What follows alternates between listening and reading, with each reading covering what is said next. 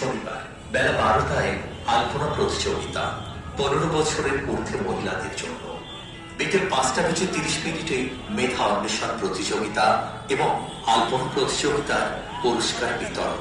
রাত্রি 8টায় রয়েছে প্রদীপ প্রজ্বলনের মাধ্যমে চারুকলা উৎসব 2023-এর সমাপ্তি এবং আগামী বছরের জন্য অপেক্ষা করা। প্রতিদিন সন্ধ্যায় মঞ্চে থাকছে মনোজ্ঞ সাংস্কৃতিক অনুষ্ঠান, চিত্র প্রদর্শনী প্রতিদিন বেলা 3টে থেকে রাত্রি 8টা পর্যন্ত খোলা থাকবে। এই শিল্পীর অনুষ্ঠান বনগাঁ চারুকলা উৎসব 2023-এ আপনাদের সকলের রইল সাদর আমন্ত্রণ। আসুন, ছবি দেখুন, ছবি কিনুন, ছবির সঙ্গে থাকুন, ছবিকে সমর্থন করুন এবং শিল্পীদের সম্মান জানান।